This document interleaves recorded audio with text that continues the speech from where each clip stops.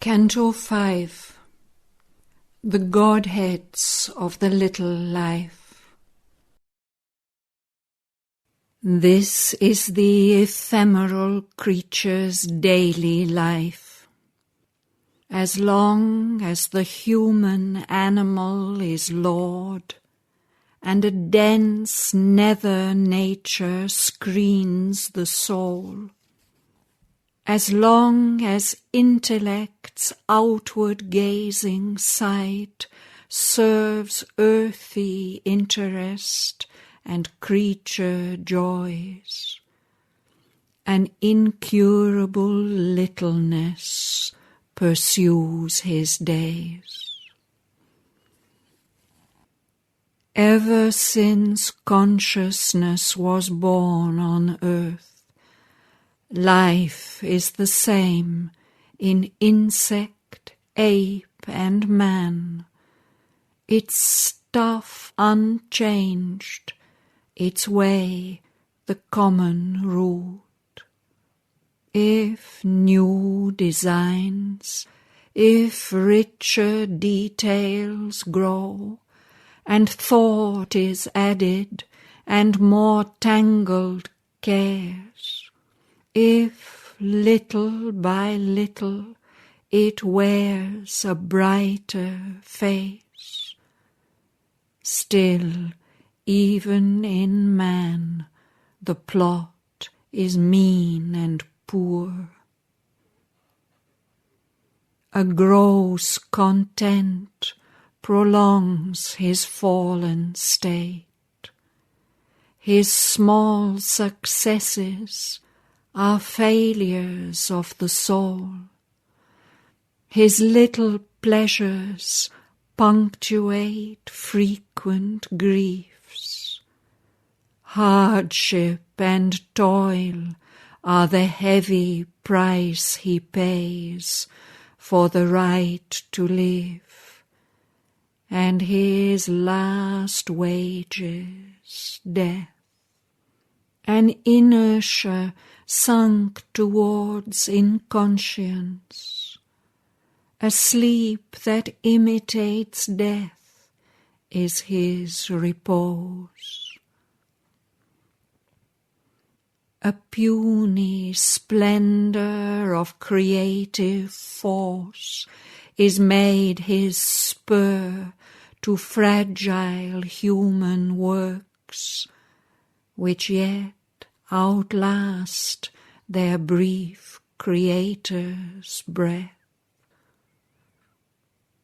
He dreams sometimes of the revels of the gods, and sees the Dionysian gesture pass, a leonine greatness that would tear his soul if through his failing limbs and fainting heart the sweet and joyful mighty madness swept. Trivial amusements stimulate and waste the energy given to him to grow and be. His little hour is spent in little things. A brief companionship with many jars, a little love and jealousy and hate, a touch of friendship mid indifferent crowds, draw his heart plan on life's diminutive map. If something great awakes, too frail his pitch to reveal its zenith tension of delight, his thought to eternize its ephemeral soar. Art's brilliant gleam is a pastime for his eyes, a thrill that smites the nerves is music's spell. Amidst his harassed toil and welter of cares, pressed by the labour of his crowding thoughts, he draws sometimes around his aching brow nature's calm, mighty hands to heal his life pain. He is saved by her silence from his rack of self. In her tranquil beauty is his purest bliss. A new life dawns. He looks out from vistas wide. The Spirit's breath moves him, but soon retires. His strength was not made to hold that puissant guest. All dulls down to convention and routine, or a fierce excitement brings him vivid joys.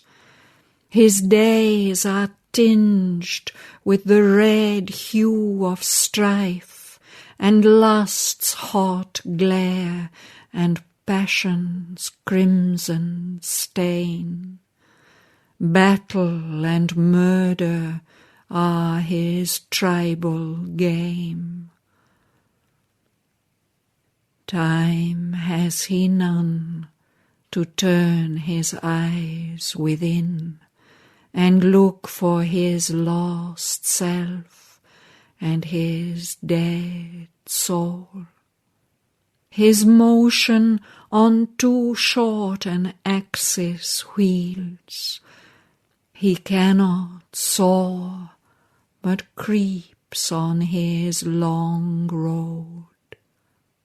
Or if, impatient of the trudge of time, he would make a splendid haste on fate's slow road, his heart that runs soon pants and tires and sinks. Or he walks ever on and finds no end. Hardly a few can climb to greater life. All tunes to a low scale and conscious pitch.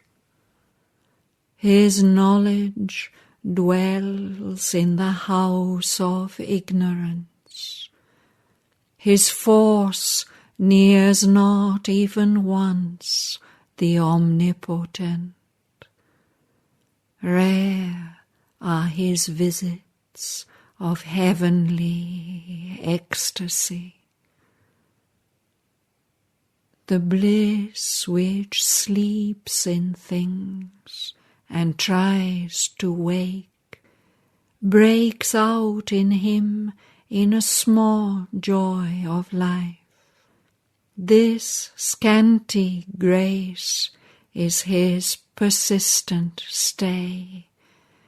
It lightens the burden of his many ills and reconciles him to his little world.